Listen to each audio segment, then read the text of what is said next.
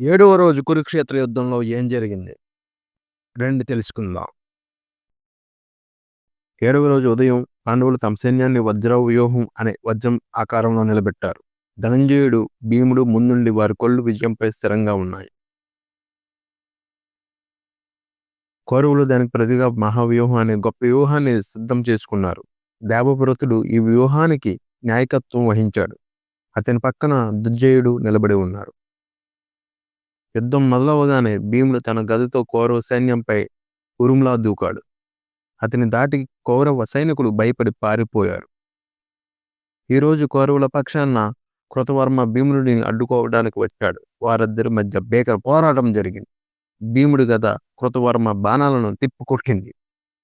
దేవవ్రతుడు తన అద్భుతమైన బాణాలతో పాండవ సైన్యాన్ని చీల్చేశాడు. అతని బాణాలు ఆకాశంలో మెరుపుల్లా దూసుకుపోయాయి.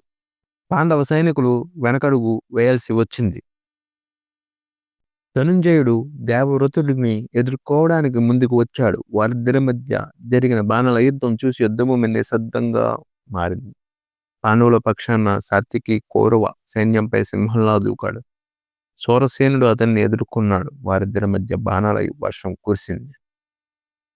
ధృష్టద్యుమ్నుడు పాండవ సైన్యానికి నాయకత్వం వహిస్తూ కౌరవుల వ్యూహంలోని ఒక భాగాన్ని ఛేదించడానికి వ్యూహాలు పన్నాడు. అతని ఆదేశాలతో పాండవ సైన్యం ముందుకు కదిలింది. కేశవుడు ధనుంజయుడికి సరైన మార్గదర్శకం చేస్తూ, ధనుంజయ, నీ ధైర్యం నీకు విజయాన్ని తెస్తుంది అని ప్రోత్సహించాడు. సూర్యుడు అస్తమించే సమయానికి 7వ రోజు యుద్ధం ముగిసింది. ఈ రోజు కూడా పోరాటం తీవ్రంగా సాగింది. కానీ విజయం ఎవరి వైపు ముగ్గిందో స్పష్టంగా లేదు.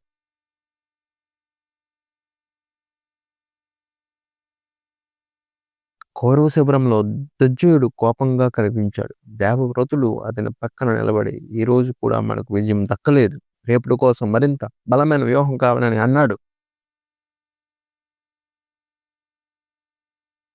పాండవ శిబిరంలో మాత్రం ఆశ కనిపించింది. ధనంజయుడు, భీముడు, సాత్వికి, ధృష్టద్యుమ్నుడు అందరూ కలిసి రేపటి వ్యూహాల గురించి చర్చించుకున్నారు. వారి ముఖంలో కొత్త ఉత్సాహం కనిపించింది.